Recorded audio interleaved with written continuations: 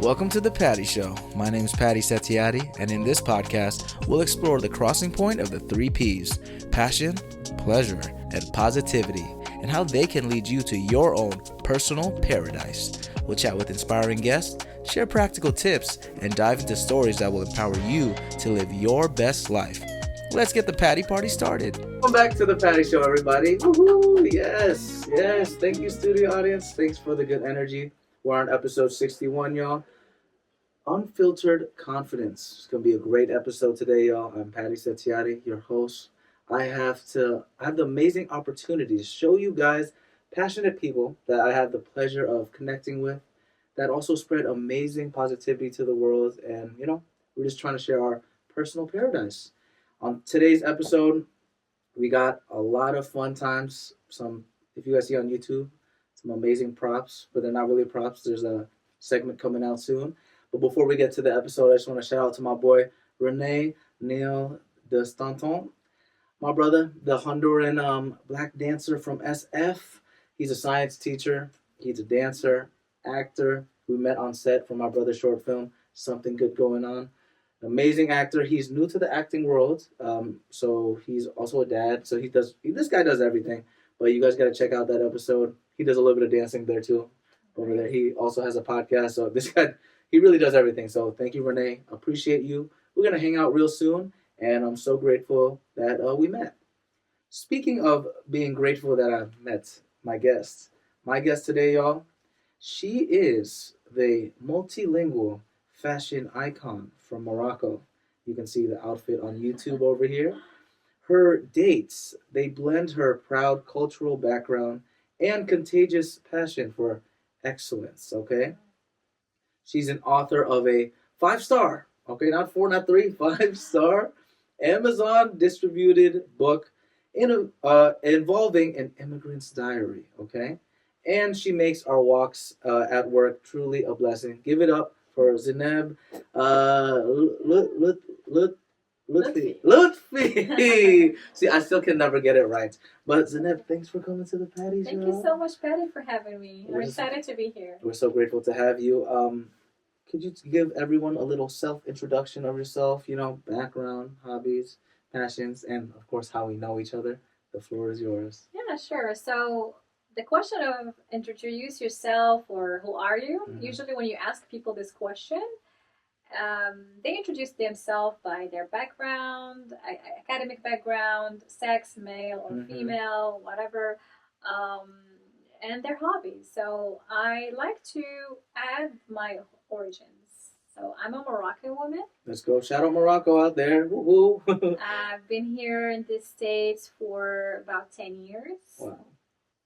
I have a bachelor degree in American Cultural Studies. Oh, wow. Okay. I've always been fascinated by the U.S. The unique American culture. Very unique. I was. Yeah. Very unique. Very unique. And then I had a master's degree in translation studies. Wow. But in high school, my background was in physics and chemistry. I was fascinated by science. But the last year of high school, usually it's loaded. We have a lot of things to remember. So I was kind of fed up. That's why I switched from science to literature. And this is how I started my journey with languages, linguistics. So I'm also passionate by learning languages. Yes. I have this thing in me. I quickly pick up new languages. I might not be the best speaker or whatever, but I like to try new languges, imitate some accents. Some accents that we will not reveal on the show. Not today. They are good though. Maybe behind the scenes. But yeah, languages. I love that you mentioned that because you do know a lot of languages. A little bit. See, she's humble, y'all. What are the languages again, if you could list them out? So I grew up speaking Arabic and French, given that Morocco was colonized by France for 44 years. So we start usually speaking French at a very young age. Gotcha, okay.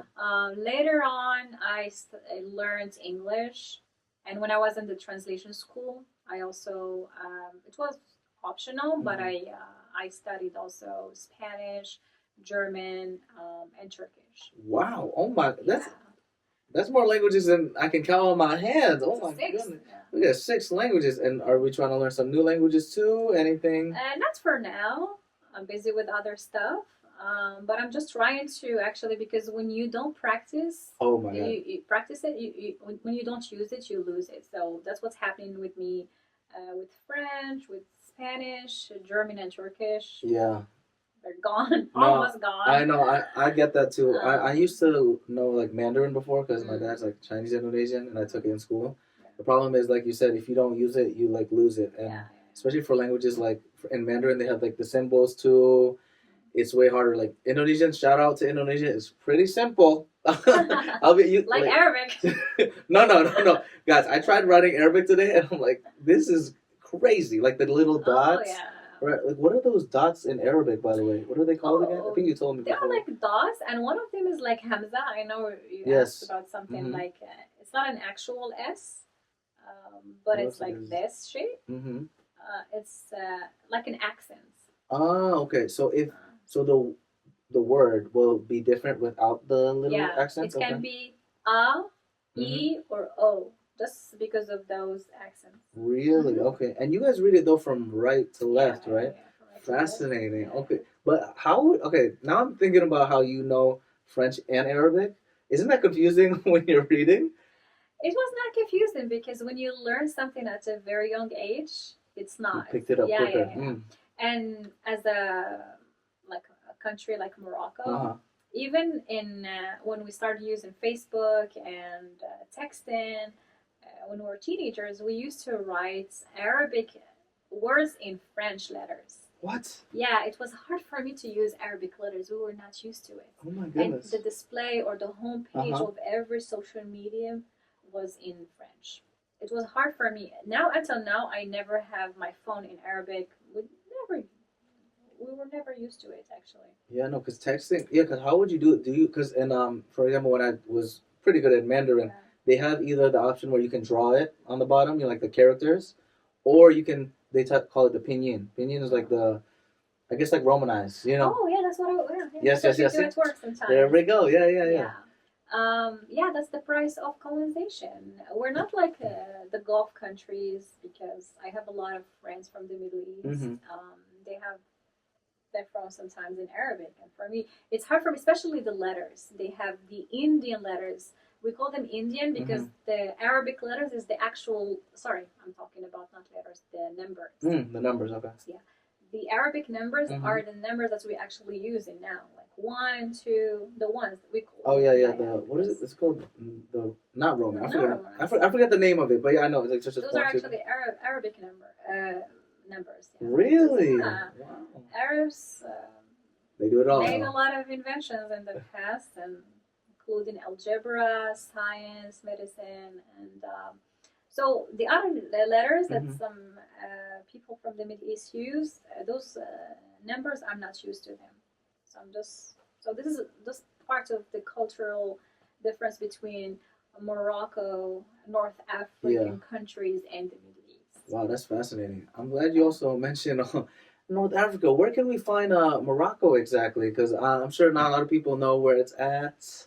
Is it close to what country is it neighboring? To Tunisia? No, Algeria. Algeria. See, I need to do my Shout out lessons. to people from Algeria. Algeria, thank you for tuning Despite in. the misconceptions and cliches, The because cliche. there are a lot of jokes about Algerians and Moroccans. They think that we hate each other. But Sibling actually, rivalry, probably, yeah, right? Just the governments between each other, but Yeah, actually, It's all love. we It's all say hawa positive. hawa, like brothers and brothers. Oh, there you go. We're just Hawa. brothers. We have that with Malaysians, to be honest. Shout out to my Malaysians out there because they took our language and our. They try to claim our food. That's why they say that their food is better. I don't know if you have a. Oh, we country have a lot of. Oh, They think that's a lot of things like Oh, like the traditional clothing? clothes, cuisine, everything. They think that it belongs You to know, them, but it's okay. It's okay. It's all okay, like it's all petty fun, just for Yeah. jokes. I feel like it's a good There are one. more important things. Of course, going on. I there. kind of like it though. Whenever I meet like my sibling rivalry person, like a Malaysian, I'm always like, you interact with them in person and it's just all laughs, but you're like, hey man, don't steal my food. It's rendang is from here, okay? And then this is like a good vibe, you know. And actually, even I think the Minister of Culture or something like that, they tried to record some traditional outfits in the UNESCO, so Algeria doesn't steal them. Wow, Yeah, that's funny. Actually, but it's actually petty and sad because a lot of things, especially we have very beautiful architecture, um, the tiles, the tiles. Yeah, I've seen them. Gorgeous, yeah. They are like 100% Moroccan, and just to separate things, they wanted to record them in the UNESCO and make things better for both parties. Wow, that's very fascinating. Shout out to the different culture right there. And going back to Morocco, so Morocco is a very rich country in a lot of aspects in terms of languages. The first inhabitants of Morocco are the Amazigh or the Berbers. I don't like to call them Berbers because it's like barbarian and it's a little bit pejorative. Okay. So there is the Amazigh, and by itself, it has like 3 or 2 dialects by itself. And there is Arabic, French, 44 years of colonization. There is the Spanish because we're about 7 to 8 miles away from Spain. Is that close? Yeah. So you can swim over? Oh, maybe not. Maybe not. Actually, people do. People swim over? Organizing or we're participating in the 2030 I think, right? World Cup organization alongside Portugal and Spain. And recently, some young people from Gen Z, they went to the streets protesting in peaceful protests. Wow, no, that's crazy. I remember. Yeah, I know. I know you showed me some of the videos and all the stuff that's happening. Yeah. It's insane. But there is some positivity because there was this funny video with what are they? It's like the kids are in like the jungle or something. Yeah, they said actually it's funny. I'm not sure if they're gonna do that or not, but it's a petty thing. Yeah. They want to dress up like people from the jungle, primitive leaves, and if the Western press or media ask them about their opinion about the World Cup or whatever, they want to show up like that, showing that, hey, we don't have anything. What are you talking about? What is soccer? Yeah, what is that? Yeah, I know, because the video you showed me, I still have it in my head. It's like all these boys wearing the leaf outfit, or literally just them on as shorts or something like that. Yeah. And there's one kid that ends up with getting poked, and he's pretending to be eaten or passed out. And I think I was joking to you about how did that one person get the short end of the stick? What? Why is he the one just laying on the floor? It's the jungle law. It's jungle. Somebody has to be strong versus weak. And of course, there we go. There you go. Shout out Morocco. We're praying for you. All positivity on this day. And your question, how about how we met? Of course. Yeah. Tell me. Come on. We both work at Meta. Shout out to Meta. We do a lot of confidential stuff that we cannot talk about. Yes. But in brief, in short, we try to make AI or artificial intelligence safer for the users. Yeah, and we use a lot of our linguistic background, the different languages we know, the creativity aspect of it. Very unique job. I wish I could say more, but we can't. This episode will never be released then. But yeah, shout out to Meta and all our amazing coworkers too. We'll eventually have them on the podcast too and stuff like that. But I think it's a really unique job, and we'll talk a little bit about all your career path and everything, because I think it definitely makes sense why it brought you here. You're using all your different skills and everything. But we talked about all the languages you know. One of your first jobs was as a translator, legal translator. Tell me about that. Actually, it was. It started with an internship at a legal translation office. Okay. The school that I went to is called King Fahd School of Translation. It's one of the prestigious schools in Africa, actually. Wow. Okay. They usually, those students, they apply for, or they want to be sworn translators. They make an oath and they become legal translators. So I worked in one of those offices where I was helping the legal translator in some documents. We usually work with marriage contracts, any document that is related to the courts, making it is correct in both languages. We're not messing up anything because there are a lot of things that could be messed up in the translation, of course. So yeah, that's basically what I did. Later on, I went to a different company where I was also working in the translation field, always playing between the three main languages, Arabic, French, and English, translating from and to these languages. And then after that, in 2016, I came here to the States. Wow. Well, I'm curious about this whole translating career, because also since you know those like three languages very fluently, I'd say I only know two fluently. I don't know if you get this too whenever people are trying to talk to you. Oh my god. The languages get jumbled up, right? Don't tell me about that. Yeah. How do you handle that in a workspace, for example? And then it's like legit documents. You know, like if you see a divorce paper, you can't just say blah blah blah blah blah. He actually owes you $50,000. You know, because that will affect it. How do you like stay composed when there's like high pressure and you have to translate a document or have like live translation, talking to somebody? Yeah. Well, what I was doing is written translation. Okay. And I tried interpreting, which is that's hard. Word for word. Yeah. Or there are different types of interpreting. There is conference translation or interpreting where somebody speaks for 15 minutes and there is another person who interprets what they said verbally. And that's hard for me because you have to have a very good short-term memory. It's a tough one. Yeah. I've tried that before in my church, for example, because whenever they have like an Indonesian pastor, I would have to translate it into English sometimes or the other way around.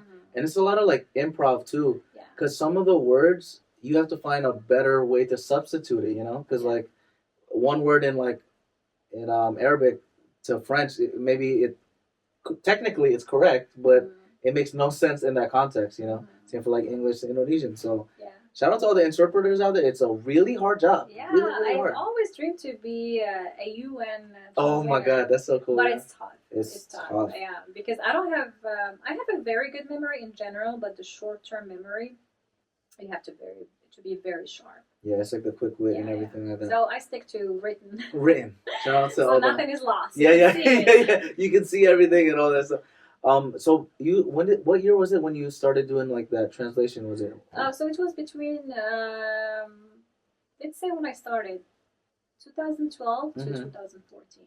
How was the technology like back then compared to like now? Was it still like online, or did you do any like handwritten translations? No, it's handwritten. Yeah? Yeah, handwritten. Oh my god. In school, in school, but for the legal translation offices or the translation company, usually there is a form or a template for different contracts and documents, and you just change the client's name.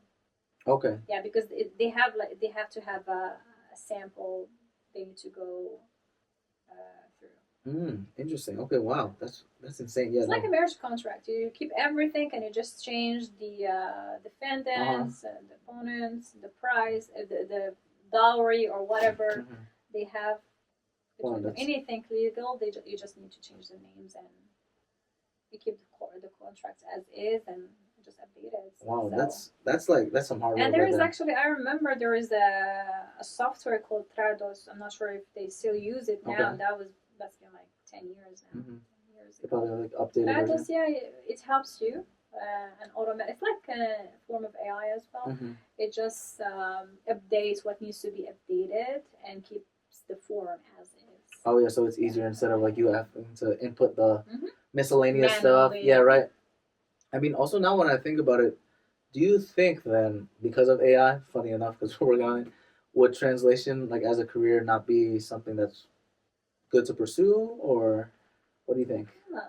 Well, actually, even though there is AI, there are some jobs that cannot be replaced. You cannot go to a conference and wait for an AI to translate in front of a crowd or in the UN. So this is how I was thinking. Despite the presence of AI or not, we still need humans. I think the human connection it's an important thing. It's more important, especially in communication. You cannot talk about machines. And we heard a lot of stories about people using ChatGPT and the Scary. current models, it gets really scary. And fortunately, actually, people have become more aware of the dangers of using machine learning and artificial intelligence. Yeah, it's sad. I mean, we've seen those like articles, like some people like like commit suicide or like other stuff like that. And yeah, no, it's a crazy world we're living, and it's constantly evolving. When it comes to language though, and like translation, I think for me personally, for like if I were to ask myself that question, I think of like the importance of like localization, and how like um every culture kind of has their own what is it called nuances and stuff. And even if you do translate it directly, same thing. We've talked about dialects before. It can mean something completely different. Just sort of like a certain word is said this way, or certain timing and everything or just like that. Jokes. When you want to translate a joke, I remember I used to tell you and colleagues different jokes, but you never got them. Oh yeah, because yes. I tried to translate them from Arabic to English, but it never worked. It's very hard. I don't know if I don't know if AI will ever catch that too, because human beings can't do it. So, shout out to AI. Shout out to AI.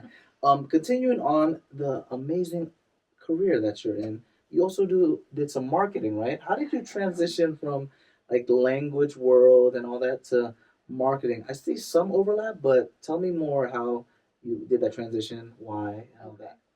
So the company that I worked for about 8-9 years, I initially started working on translation, their website, their apps. Ah, okay. Yeah, from English into Arabic and French, making sure the content is consistent with English version, and then they needed people to be in the marketing department for some designated countries. And they couldn't find anybody back then for the Middle East or North Africa or some parts in Europe like France. So they trained us, we took classes, and then this is how I was introduced to marketing. So we learned a lot about ads and different platforms, Facebook, Google, small social media platforms like Twitter, Snapchat. And then I was involved in a strategy, how to make market research, how to make a good strategy to bring new customers, and so on and so forth. So I become a marketing manager later on. Wow. As the experience was gained. I ran a lot of partnerships and collaborations with some local agencies and financial institutions like MasterCard, Visa, in the Gulf specifically, because it's a rich country and the customers there are big spenders. I even introduced this company or this brand to Morocco because initially they did not want to be there because there was a lot of scams. So I convinced them. I did the market research. We did a trial, and then we saw a lot of sales there. So that's later on we went all in, and we generated a lot of sales, and yeah, that made me happy. And it was actually a good 7 years there until the last year or the last 2 years when management has changed. That's when the environment has become a little bit toxic, and I knew I was going to be laid off. And then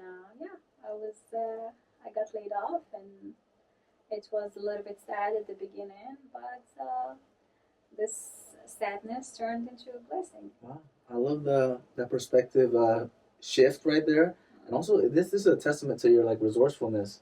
Of like you started off as just translating, just watching from behind, maybe like saying, oh, what's this whole marketing world? And they're like, oh, we kind of need somebody, and you're like, I'm ready. Learn all that stuff, and then become marketing manager. Obviously, sorry that stuff didn't turn out well, but like you said, it's all a blessing in life. It's all about perspective. I feel like, obviously, in the heat of the moment, I'm sure anybody would feel like, man, it's like a relationship heartbroken. You're like, man, why you break up with me like that? But I'm glad you used that opportunity, and then you pivoted to a more business mindset, right, over there. Tell me more about that venture, that first one, the candles. Yeah, but before that, I never knew that I'm a creative person because, as far as I remember, I've always been a student, later on a full-time employee, and never had the time to sit with myself, or even here in the U.S. I've been here for 10 years. There are a lot of areas that I haven't discovered because of lack of time and being somebody's, I don't want to say slave, but technically, Yeah. you being a corporate slave, working 9 to 5, and forgetting about your life, your long-term goals, Absolutely, your health. Um, so, first thing when I was laid off, I learned there is no loyalty with corporate. So I was thinking about pivoting into something that will benefit me at the end of the day. Um, I started finishing a book that I started a long time ago. I started writing it in 2017, and then I finished it. I started working on it when I had a lot of time in front of me. So the book is called An Immigrant's Diaries, from Shattered Dreams to Soaring Hope. Wow. It's a fiction based on a true story, or true stories of many immigrants, women here in the U.S. When I go to the mosque or to events of Arabs or immigrants in general, I hear a lot of stories, a lot of sad stories, especially about women who came here fighting for a better future for themselves or for their kids. Yeah, family sacrifice. Yeah, and they go through a lot of obstacles, the language barrier, the culture shock, the leaving a whole family back home. Absolutely. Like my case at the beginning, because I'm very close to my mom and dad and brother, and then it was hard for me to adapt, even though I did not have a problem with the language. I didn't have a problem with looking for a job or paying bills, but still, my one leg was here and the other leg was in Morocco. I couldn't fit in any place anymore, honestly. And this is the price that immigrants people pay. Absolutely. Yeah. It's you guys gotta check out the book. It's on Amazon and Kindle. I'm gonna eventually try to read it all because, especially like you're highlighting the immigrant stories of women. Shout out to my mom. Love you so much. She's someone that like I really look up to a lot. You know, raising 6 kids with my dad, not knowing the language, working like night shifts at a factory. I remember she was working there from like I say like 10 p.m. to 8 in the morning, and then dropping us off at school while she was pregnant. And yeah, she's a fighter, man. And also my dad too. Just all the immigrants out there, you guys are inspiring. That's why we're trying to, like I said, make the money for the family. But yeah, I remember a lot of times my mom would just, she'd be so tired. Like you could see from the eyes, and I'm a little kid, like maybe like 12, 13. I didn't fully realize how hard she was working. She would just like still pack us our lunch, our food, everything like that, while doing it with a smile, even when we're like worrying about video games and all that stuff. Like I said, 6 kids, and I remember going back to Indonesia maybe 3 or 4 years ago, first time when I was like finally grown after college, and us talking through it all, it got me emotional, and I'm just so grateful I got to connect with her on that level and then give her my appreciation and her love. And she would tell me more stories about like all the craziness and like unfortunately some discrimination growing up because we moved around a lot, some different neighborhoods, the white neighborhoods, but also even like the more diverse neighborhoods. There's always some form of like negativity out there. So we're just grateful for also all the people that supported us during that, and those stories need to be shared more. That's why me and my brother made that short film for our dad, and we're just trying to let people know that even though we're all different, we're more connected than we think. Doesn't matter if you're from Morocco. Doesn't matter if you're from Algeria. Doesn't matter if you're from Malaysia, Indonesia. We're all siblings in a way, and it's all positivity, all love. Thanks for writing the book. I gotta check it out, eventually. Yeah. The protagonist's name is Laila. Laila, okay. Why I picked this name? Because my grandpa wanted to give me this name. May he rest in peace. So the protagonist comes from an Arab country. I did not define from where. But they're vague. Yeah, I just want to keep it vague, no backlashes or anything from readers. She faced a lot of obstacles by herself, and then with her daughter struggling to pay rent, and then she makes something out of herself. Mm. She becomes a very successful woman. Wow, independent. We love Yeah, that. and actually, in moments of hopelessness, Uh-huh. when I needed inspiration, even though I wrote it, but actually, it gives you an inspiration. Yeah, that everything is possible amidst struggles, obstacles. You can make it. If there is always a will, there is a way. There's always a will. There's a way. That's that entrepreneurial mindset right there. That man. That's inspiring. I really got to read it now. You guys got to check it out on Kindle. Or you can find it on Kindle, Yeah. Amazon, hard copy, all that stuff. Support. You even had a Moroccan influencer promote it, right? Or Yeah, I never knew that until somebody told me about it. There is actually a popular woman within the Moroccan community here in the US. She's based in New York. I don't know her. She reached out to me and she told me she bought the book and she actually posted it on her social media. Yeah. She has a lot of followers. That's awesome. And she was just proud to read it. And yeah, I'm really grateful for all the people who read it or who Shout out to bought you it. guys. Thank you so much. Yeah, that's amazing. I think I think she posted on Amazon like a picture of her with the book. So that's so wholesome. Yeah, maybe. Gotta support the people out there that are working hard and all that stuff.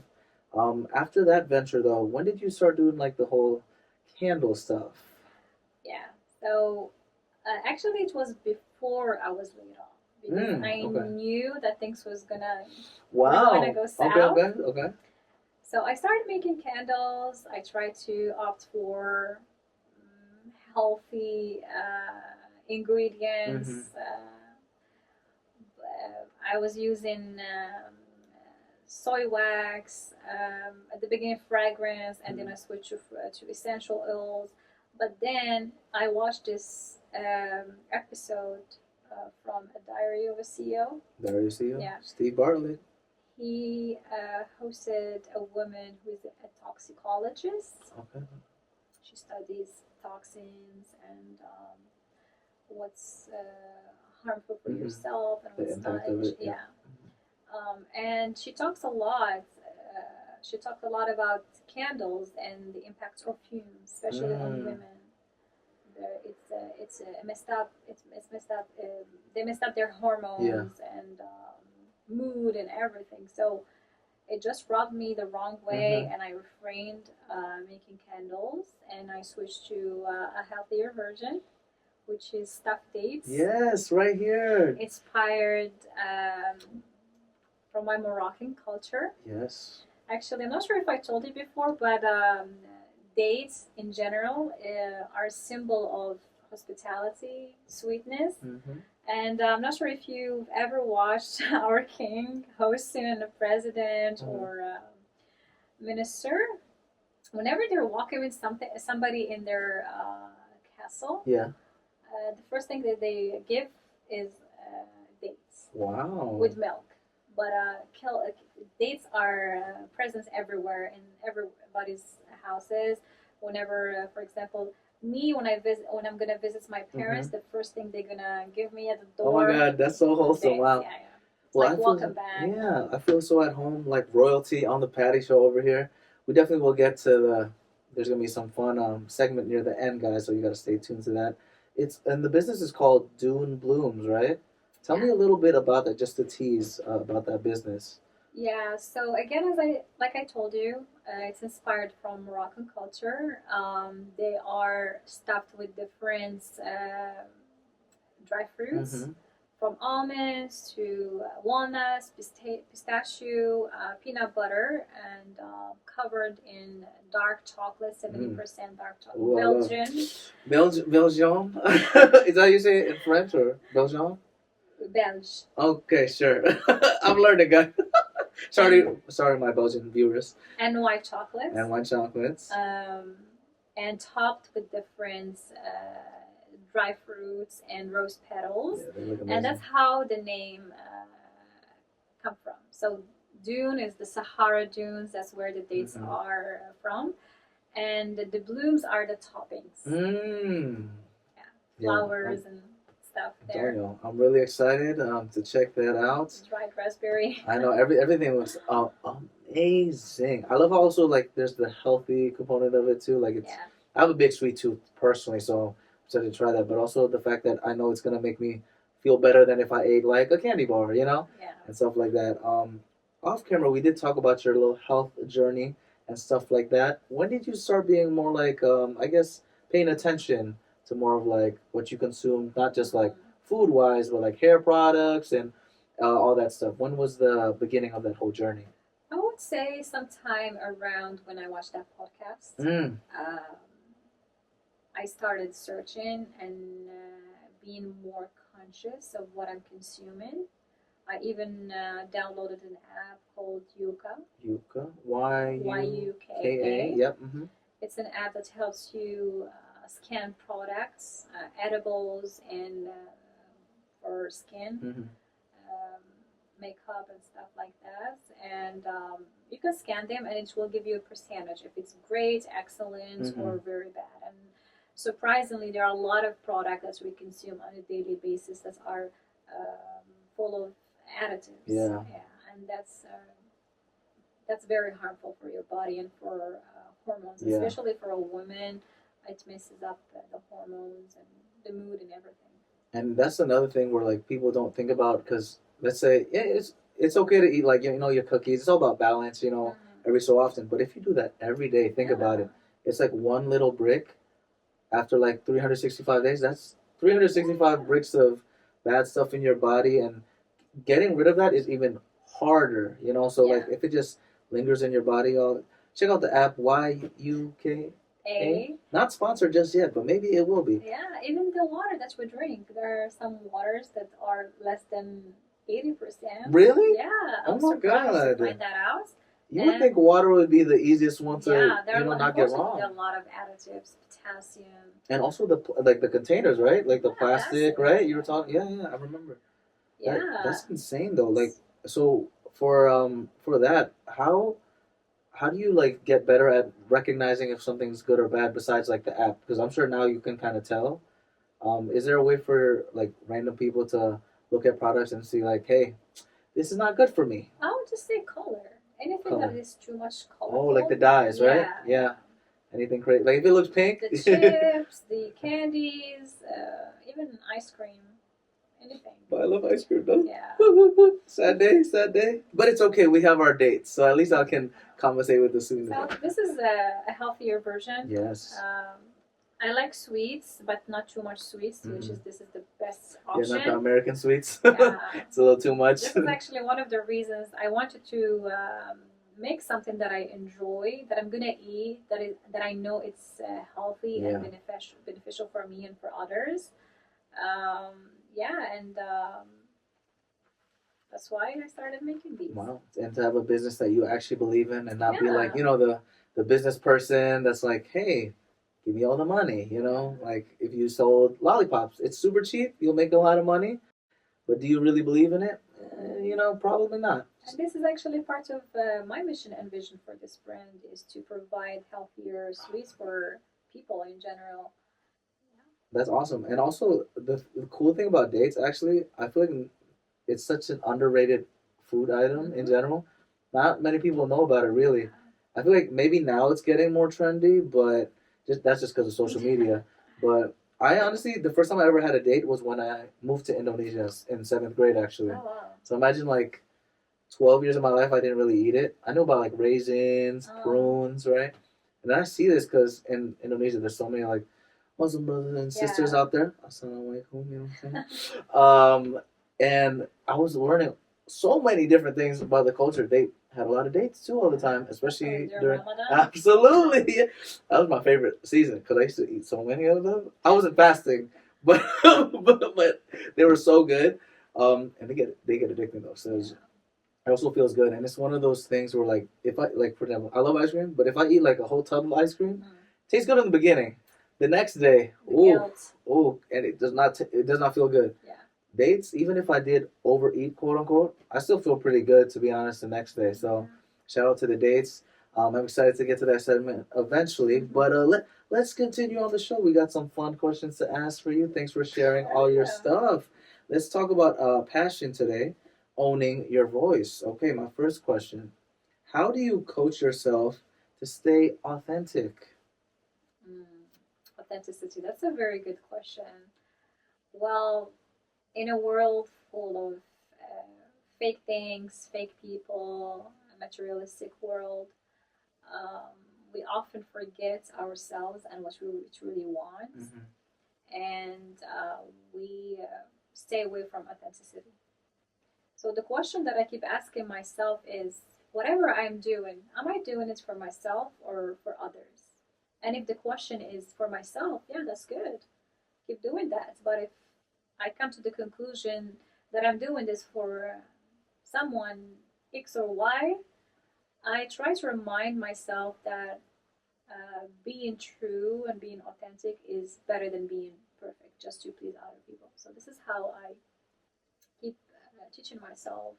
I have to, of course, we make mistakes. Absolutely. Um, we sometimes we go away from Our values and what we believe in. But this is a tip or a trick that I do sometimes, and it keeps me stay true to myself. I love that. I think I'm personally a people pleaser. I'm sure you can. She knows me. I'm a people pleaser. Maybe because I like to talk to people, be social, have a lot of siblings, all that stuff. And I've had times where I really have to catch myself, and like you mentioned, kind of, it sounds like you have to be selfish, but honestly, it's really important to really take care of yourself because you can't pour onto others if your cup is empty. True. You know, so you need to fill up your cup in whatever capacity that is. Like, if for example I have this big podcast episode and I'm not doing something for myself, whether it's like go for a walk or play a sport, like I've been loving playing soccer again, I know I'm not gonna give my best energy to whatever activity, to whatever person.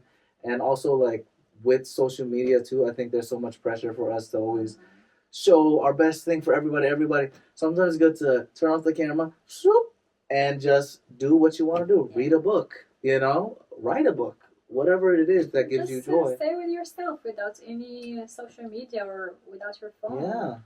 You get recharged quickly compared to just staying on the couch and doom scrolling, right? Is that what they call it? Yeah, you're just like, it just keeps sucking out your energy. I know. On and on. Absolutely, especially with TikTok, how fast it is. Like, oh my god, I've been back on TikTok, but I'm doing more like creating content for fitness, which you can find at Patty Setziati Fitness. Looking for a personal trainer, I'm there. But I feel so fulfilled, like sharing tips over there and actually like making the content instead of like doom scrolling and looking at all the other stuff. Of course, I look for inspiration, trying to find the viral stuff. That's a tip for all my creators out there. But at a certain point, I remember this was like maybe a year ago. I remember exactly I think it was like one straight hour. I'm like a robot. Yeah. And then like I don't feel present. It's also addictive. It is. If you don't catch yourself on that, you're just gonna keep wasting away. Hours. Yeah, and we also, work at a social media company. We know how algorithms work. They're there to like get your attention. Attention, I think, I forgot where, probably Diary of a CEO, the podcast, but it's one of the like biggest assets now. Attention. It's not even money. It's literally the attention, and our attention span is just getting smaller and smaller and smaller. Unfortunately, that's what most of us do right now. If you don't be committed to your own goals and be consistent and disciplined. Yeah. Discipline is the key. Absolutely. If you set up something, you have to keep your promise to whatever you're doing. I mean, it's like with the dates and everything. If someone's like, "Oh, I need an order tomorrow," you're not gonna just like go with the flow and be like, "Oh, maybe should I do it later?" Obviously, sometimes it's hard. Or deliver it in a month later. Yeah, so that's a little inside joke. Deliver it in a month, But it also depends on the person, But like, yes, you just, if you're saying, let's say, I want to work out because I want to do a marathon, you can't just. Maybe once in a while, you skip it because of something, or it happens. Like we're talking about the habits, it all stacks. Yeah. One thing isn't going to kill it, but the thing that kills it is the consistency, whether good or bad. If it's like you said, always consuming like the carcinogenic stuff, one time, whatever, it happens. 2 times, 3 times, imagine 50 times. That's it. It's over. It's wraps. But it's also a good thing for like stacking the good stuff. Like I'm sure your first order, right? It was like, wow, this is so fun. I want to have the dates. Second, oh my goodness, third, fourth, fifth. And speaking of the first order, I launched the business a year ago. Oh my, November congratulations! is the company or the small business anniversary. Oh my God, that's amazing. I promise you, and I even swear, until now, I've never received a negative feedback. Oh my God, even my customers, by the way, purchase the dates from my Instagram, or there is a local store called Jackson, Culver City. Okay. This is where I put the dates there. But everyone coming from the store or when I do pop-up events, I never received any negative. And I keep actually asking my customers after each order, asking about the taste, the packaging. Yeah. How can I make it better? Whatever. Yeah. Well, you're very good listening to that with the. Well, I mean, it's the market background, guys. Yeah, look at. Yeah. I'm telling you, everything is like blending into who you are as a person now, and that's the beauty of it. And obviously, like we talked about earlier, how like obviously getting laid off is terrible. It's a terrible feeling, but I love how you mentioned how it became a blessing, and now you're doing this, doing what you love, what you're passionate about, and just keep growing. 1 year, cheers to many more. I'm excited to see now. There's a lot of hype. So I'm going to try to be as authentic as I can, guys. We're authentic. Don't be a people pleaser all the time. Our next talking point, so we talked about the passion. Let's talk about, the pleasure, the good parts of life, celebrating, because I think that's really important, especially as an entrepreneur. There's a lot of the times where you feel like, damn, I'm just stagnating. It's just the same thing every day, but you don't realize if you just take a step back, wow, you sold 50 products or 100 or whatever, and it's nice to recognize the wins. So my question for this segment, how do you keep your confidence practice fun and light? I mentioned earlier consistency and discipline. Yes. So for me, this is the key to confidence. Okay.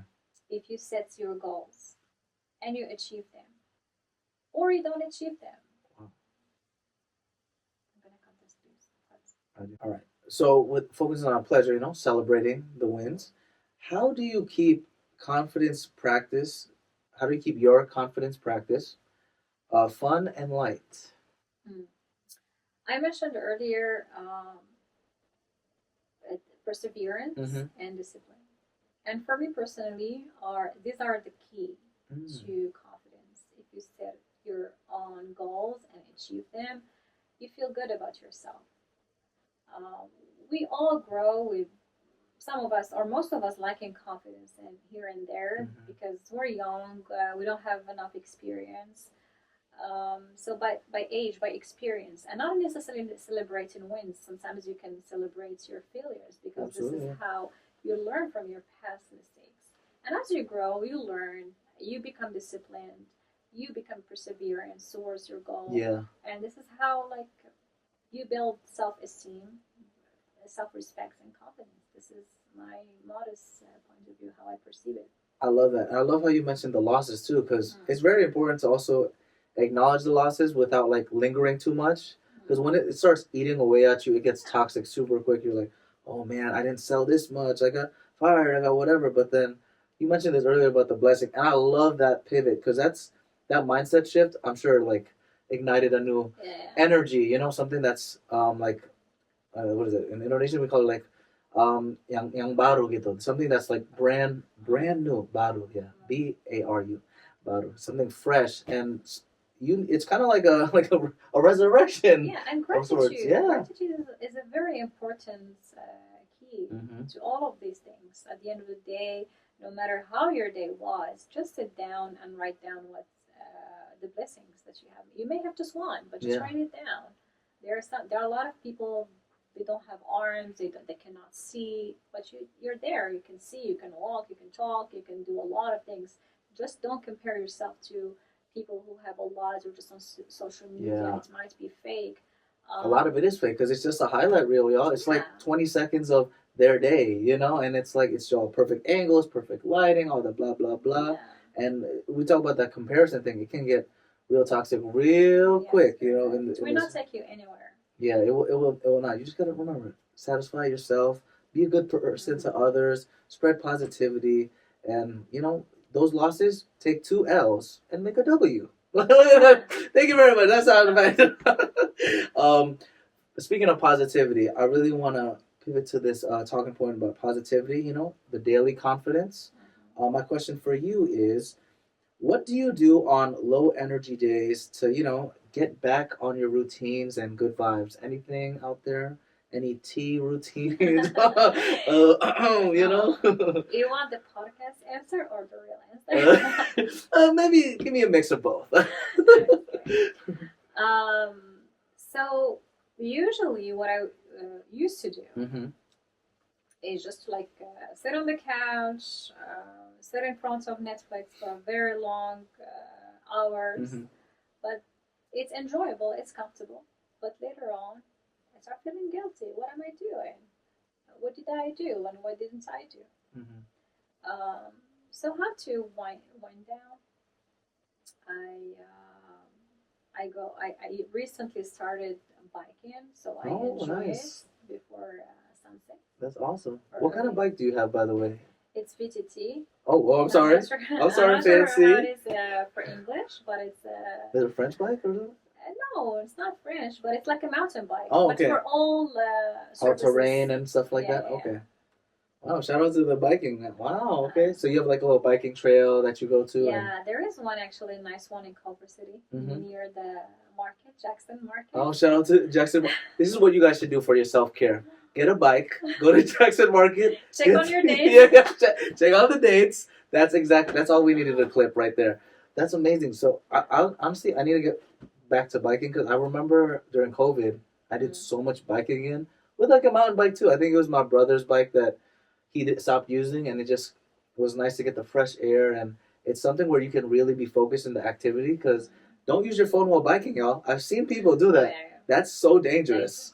You know? I know that's the older brother right here. That's the older brother talking right here. Come on, kids. Like a grandpa. But some dangerous activities. Yes, that is. Inside joke. If you know, you know. So the biking is a great routine. I love that physical activity. I highly recommend. Yeah, anything else? Yeah, there's also aerial yoga. I've always saw it on TV or social media. I've always wanted to try it, and it's fun actually. It's like an acrobat. Like Cirque du Soleil, or what is that called? Cirque du Soleil. Oh, sorry, actually, French. Yeah, it's not bad. Yeah. Something like that. Yeah. Of it are like that, but it's just like a simple hammock attached to the ceiling. Isn't that scary though? No, I'm kind of scared of heights though. It's very. It's sturdy and you can trust it. Yeah. What's the height of Because how does it work? Is it like a cradle or? I'm still trying to picture how it works. It's like a cradle, but usually we flip it like this. Okay. And then it becomes like a rope. Oh, okay. And it needs to reach your hip. Okay, that's the low part. This is how you know if it's the right hammock for you. We do actually a lot of resistance. Really? Muscle building? Okay. Yeah. Legs and crunches, where you awesome. tie your legs on the hammock and then you do some. That's scary. It is actually very hard. Yeah. I usually don't enjoy the gym because I don't know. I just feel bored, and I enjoy when I'm following an instructor or in an outdoor activity. But this is like a mix between fun and.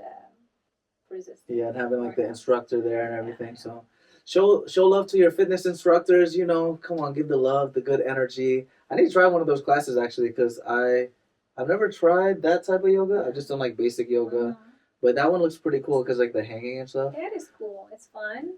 I always started trying some herbal tea that calms me down at the end of the day. Is there a recipe that you would like to share for us? I just take my Moroccan teapots. I'm not sure if you've ever... Moroccan teapots? Yeah, it's like the Aladdin's... I don't know what that is. Teapots? Or lamp, what do you call it? Which one? Have you watched Aladdin? Yeah, they're like the genie lamp. The genie lamp. Yeah, it's called lamp, but it's like a teapot. Oh, you're right, actually. Why do they call it a lamp? They should just call it a teapot. Maybe because... Oh, I think it's Disney. This is conspiracy theory time. I just thought about this. Beauty and the Beast? Yeah. They have the teapots there, right? And then Aladdin came around the same time.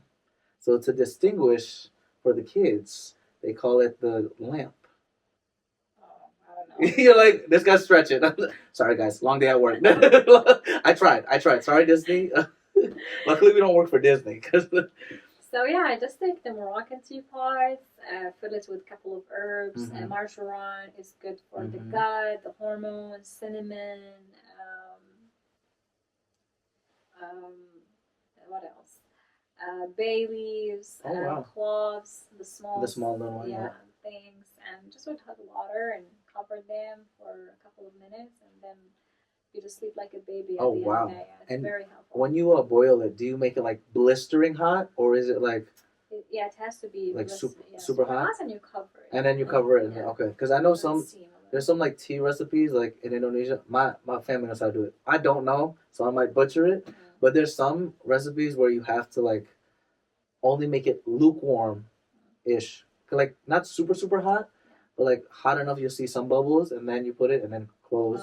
Or there's some that's like you have to keep it completely hot, and then it like kind of what is it called? I guess hurts the leaf. I don't know if leaves can make them loose. Yeah.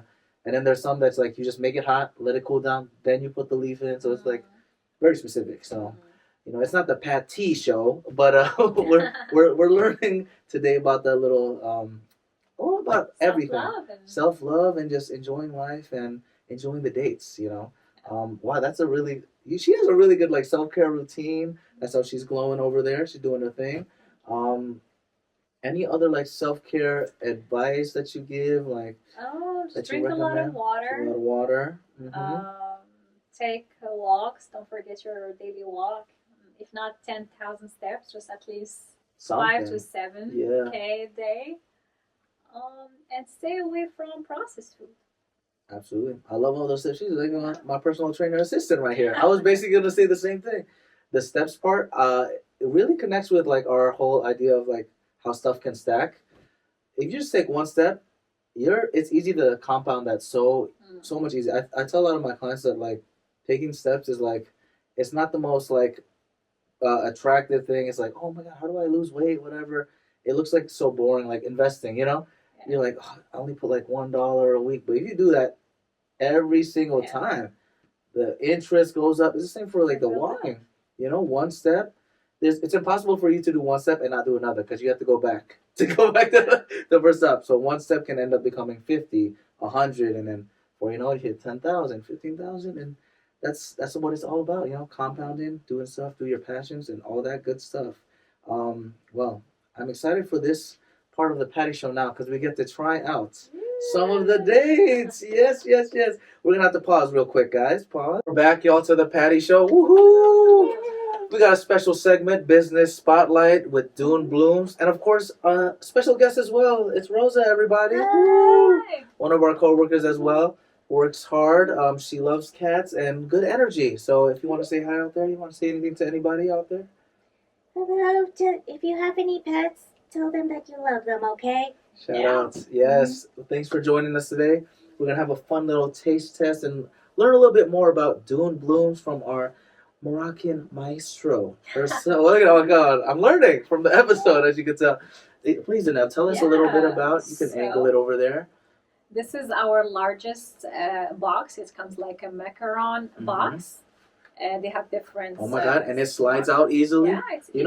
When you came in with them, I thought there was like faux plastic. So I was like, "How do we open it up?" And I'm like, she thought it through, y'all. Look at that. Okay, now it's easy actually.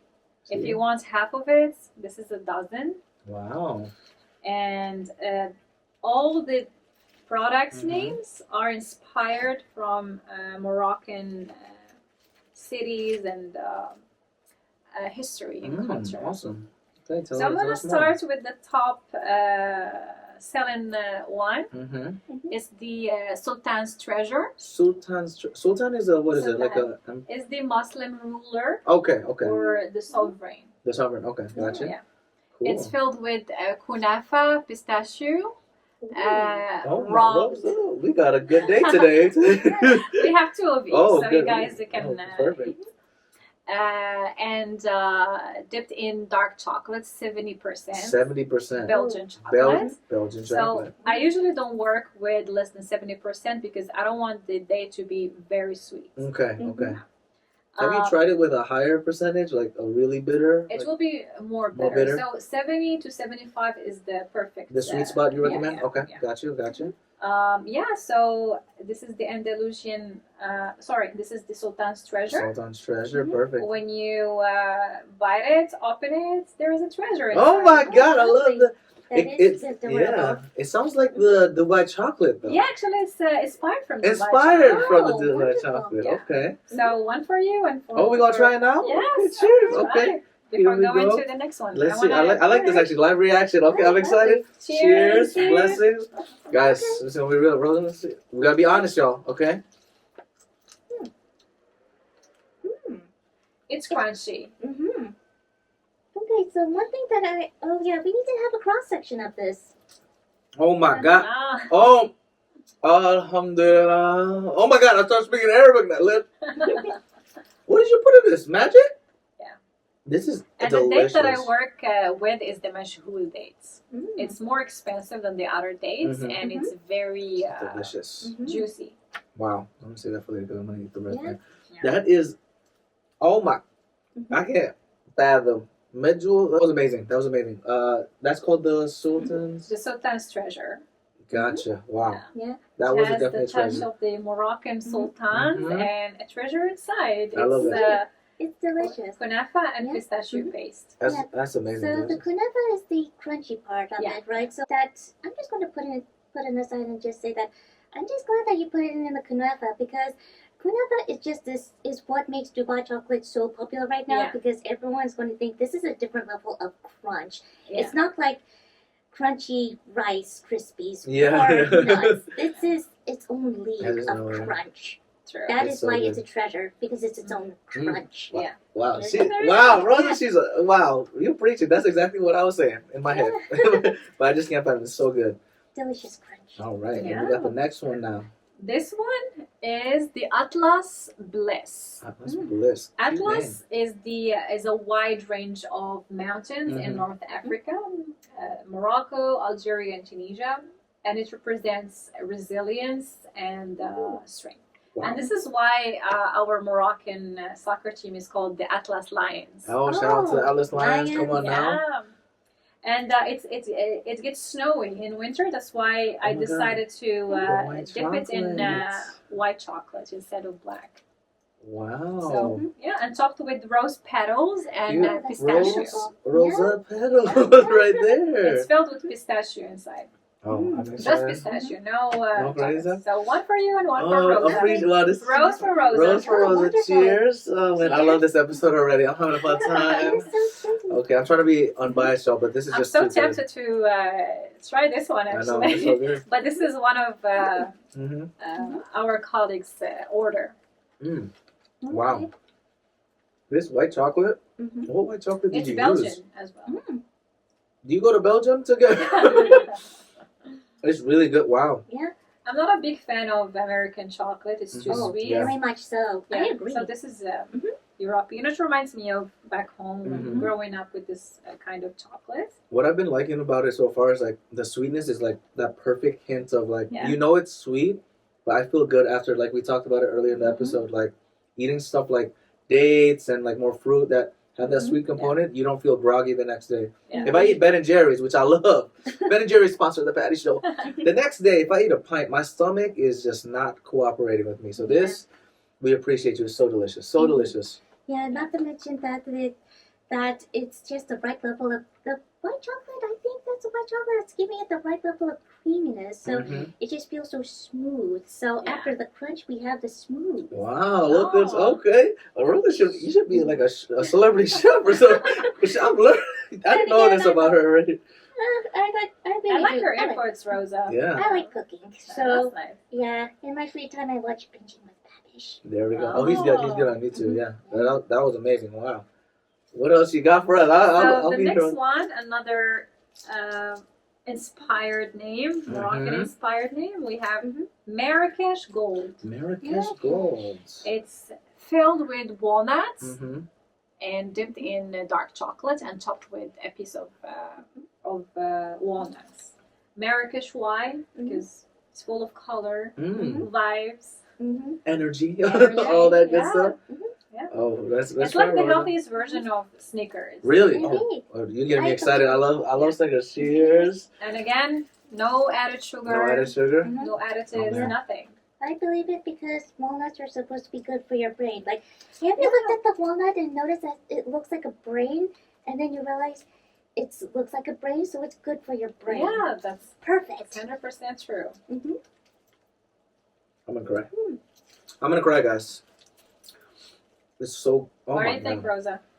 I think that it's also not to mention that after the smooth creaminess of the rose, we now are reintroduced to the subtle, not quite crunch, but subtle, slight nutty mouthfeel of the walnuts. And I just find that the textures are just so interesting, especially since that walnuts, unlike the other nuts, are a lot softer, but not as soft as cashew, but it's its own thing. Yeah. Because, again, the walnut wants us to think for ourselves. True? Yes. Delicious. Yeah. That's all I gotta say. Rosa, you got my words out of my mouth. It's wow. The fact that also you have different themes for it. Yeah. I don't know how you got that creativity, but man, this explains why she's a Again, I'm a proud Moroccan. proud I Moroccan. want to pick another name. There we go. Another one, it's called the Andalusian Dream. Andalusian Dream. It's from the Andalus. Okay. It's filled with walnuts, but this time is topped with white chocolate. Wow. I'm not sure if you know the Andalus. Andalus is the Muslim ruled territory of the for the Iberian Peninsula. Okay. What is called now Spain and Portugal. And if you go there right now, you will find a lot of cities that still has the Moroccan or the Moorish culture, the architecture. Oh, I know. Yeah, especially since I remember that in Shakespearean time they say that Spain is this very beautiful but strange place that is filled with strange new alien architectures where the sun always shines and we have domes that reach the sky, which is very different from the pointed steeples of our old England. And so if it was very different back in Shakespeare's time, and then now when they've still retained and preserved that Moorish architecture, I'm just very happy that they decided to hold on to it despite the I will not go into modern politics, but the current chaos the of climate. the present time. Yes. But the fact that Spain still preserves the Moorish architecture is very significant because the Moorish architecture gives it the extra level of identity. Spain is like this whole clash of Catholic, Moorish, and even Jewish architectures. So then you need to preserve it all. Yeah, and the Moors did not bring only architecture. They brought science, they brought medicine, they brought also music, the flamenco. Yes. Oh, flamenco. Yeah, Really? Yeah, Oh my it's goodness. from the Moors. Moors Wow. are Berbers again, Yeah, we were and the talking about that Arabs, earlier. and also hygiene. Yes. Very important. Europeans back in the time, they were not very clean, and the Arabs actually they were the first to introduce public baths, or what we call hammam. Oh, wow. Oh, yeah. Well, Yes, shout out to y'all. Yes, the baths of Iberia. They are among the most famous architectural highlights over there. Like, even though the baths are no longer functional, you could still see the architecture, and you realize that they planned everything, the engineering, the looks, and everything. They even tried to calculate it so that when the sun hits the roof at this point in the sky, the sunlight will shine directly onto the bath right here, which makes it the perfect time to take a bath. Wow. 100%. I'm learning so much. Even the cities in Spain, Granada, actually the origin is an Arabic name, which is Granada. Oh my goodness. Alhambra, Alhambra. It's not the Oh. Alhambra here. Alhambra. Oh yeah. Toledo, Toledo, yes. Toledo, and Saragossa, Oh my goodness. Saracusta, That's and the list is long. Actually. That's crazy. Wow. They also the Arabs introduced barbecue, barbacoa. the word barbecue. Oh my goodness! Wow. Yeah, but this one is in French, boussole, which is the compass. Mm-hmm. It's from Arabic, which is bawsala. It was Interesting. the first Wow. ones who invented the compass. Wow. We invented a lot of things, but unfortunately, our libraries were after the Andalusian. A lot of libraries were burned. The books were burned. You know what they say in history? It's usually the history books are written by the winners. You know, Yeah. so it's a lot of lost history out there. But thanks for sharing Yeah, this. of course, and this is for you and for Rosa. Thank you. What's this one called again? I forgot. It's so good. The Andalusian Dream. Andalusian Dream. Cheers again. As well as dreams of, even though Alexandria is a completely different city, but I will never forget what happened to the Library of Alexandria. Oh, yeah, that's sad. Oh my god. Yeah, this one is also good. I love walnuts. So yeah, again, all of this are healthy options. I feel inspired. You know, this is just. It's a great day, guys. I'm and blessed. Savory a little bit. It's not too sweet. It's the right amount of sugar. I don't like too much sugar personally. That's why this is my go-to. It's perfect too. Like I said, I just feel fresh. I feel good. Like I could honestly eat this right. Thank you. I could honestly eat this right before a soccer game. You know, like I said, I can't eat Ben and Jerry's. Yeah, right? these are good for your workout. Yeah, absolutely. It goes straight to the totally. bloodstream. You know, that's where the Moroccan national team. They're doing great out Yeah. there. Shout out my boy Akraf Hakimi. Is that his name? Ashraf. I'm sorry, my boy. I'll have you on the Patty Show one day. Yeah, why not? You never know. You know, we'll bring the dates for him. This is the final one? This is before the final one. It's called Casablanca Delight. Oh, Casablanca. I know about that one. The movie is famous, especially I know that's mostly focused on the French refugees, but you cannot. But there was just a certain awesome moment where in the scene of Casablanca where the German Nazis are singing a German folk song, but then the main character, Bogart Humphrey, comes in and play La Marseillaise. And they sing the Marseillaise, everyone joins in, and you just feel this strong sense of community and strength, and realizing that, even though we are far away from the war, there's still this sense of community and homeliness that all these French refugees have. The first time I hear about Casablanca movies when I moved to these States. Wow. Yeah. Everybody's asking, have you watched the Casablanca movie? What do you mean? Fortunately, I haven't yet, but I will do for sure. There we go. So this name is inspired from the modern energy and the classic vibes. Okay, I'm interested. What's in it, by the way? It's filled with almonds. Oh, I love the almonds. And then what's on the top right there? Oh, sorry, I haven't introduced. So inside there is almond, dipped in white chocolate and topped with dried freeze raspberry. Dried freeze. Oh, this is gonna be a good one. I'm excited. All healthy, I assure you. I'm excited. Come on, Rosa, we're gonna go crazy today. Chin chin. Chin, cheers again. Oh man, I love this episode already. Raspberries. They're so cute. They Oh my just God. kind of remind The me little, of little rosebuds.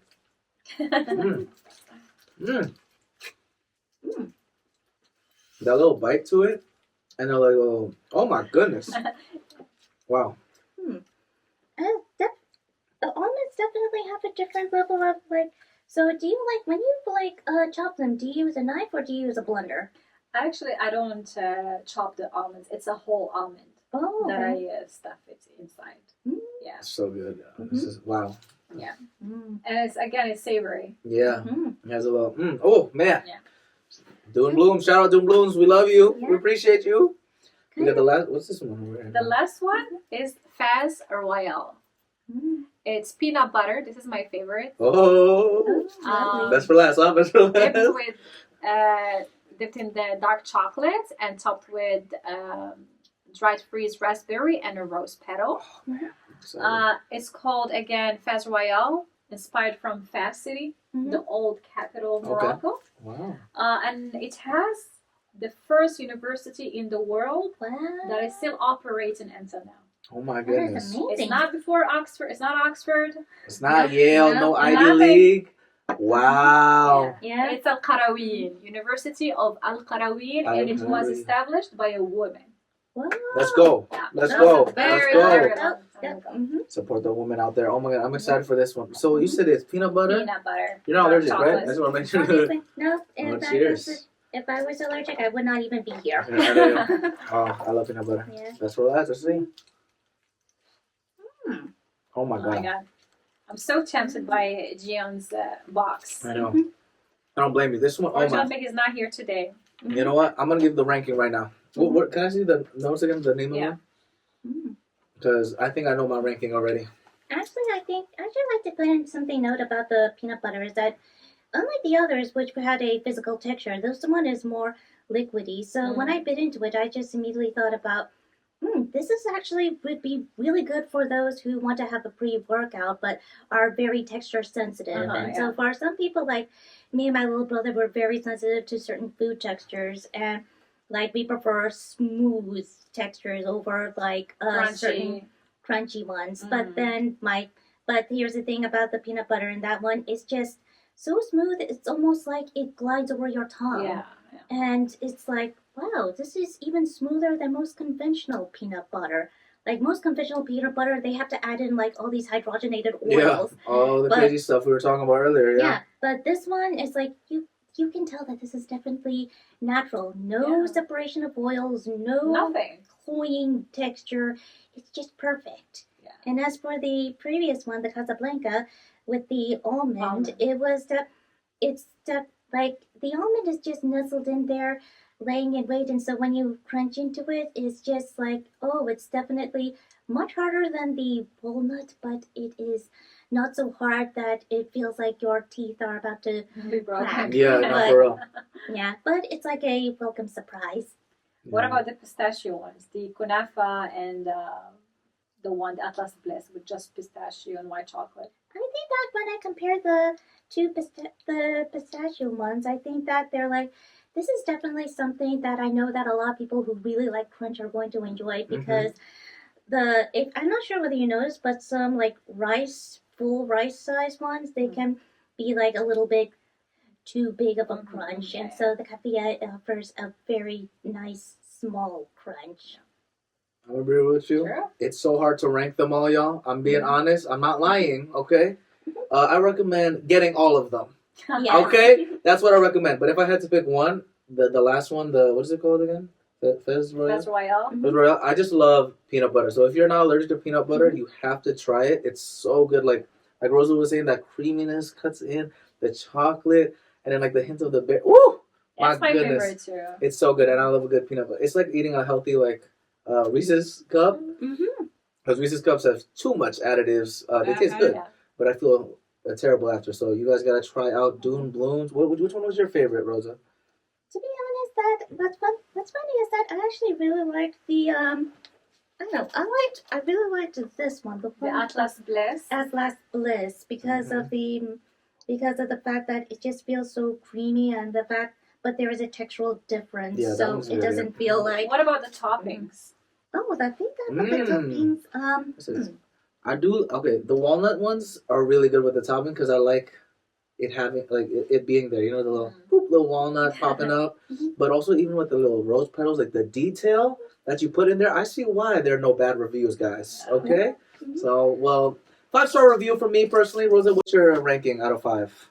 Definitely a 5, especially since one thing that I really like about the dried raspberries is that the taste is very, very subtle, but at the same time, if you look at it from a distance, you think that, oh, they're like tiny rosebuds. Yeah. So cute. It's also the thing that's hard about it too, though, y'all. It's so beautiful. Like you don't want to eat it because how precious it looks. But then when you eat it, I'm gonna finish this when the camera's done. I'm just gonna tell y'all that. Well, where can we find you again online, and what's the best way to reach you? Again, you can place your orders on Instagram at Dune_Blooms.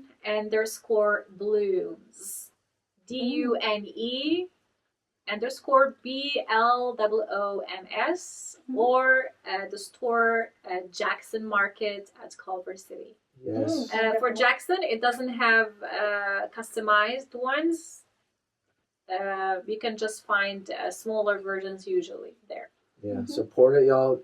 Legitimately so good. Thank you so much for sharing this, sharing your story, also for the podcast. It's going to be an amazing episode for y'all to hear. And Rosa, thanks for coming, supporting. Thank you, with Rosa, so much. Yes, with your honesty and amazing detail, because I would have not been able to say all the great detail because I was just captivated by how delicious it is. We usually like to end the patty show with a thank you, a little arigato at the end. But let's try doing it in let's do Arabic. How do you say thank you in Arabic? Shukran. Shukran. Shukran. Okay. Shukran. On 3, we'll do it together. Everyone ready? Okay. 1, 2, 3. Shukran. Thank you, everybody. Thank you. Thanks for joining me on this episode of The Patty Show. I hope you had as much fun as I did exploring the crossing point of the 3 Ps: passion, pleasure, and positivity. If you want to keep the Patty Party going, follow us on Instagram, TikTok, YouTube, and all social platforms at Patty Show Podcast. Share this episode and leave a positive review. PattySetiati.com/podcast, as well as pattyshow.podbean.com, have got more of your Patty Show needs. In the meantime, keep passionately pursuing your personal paradise. Arigato.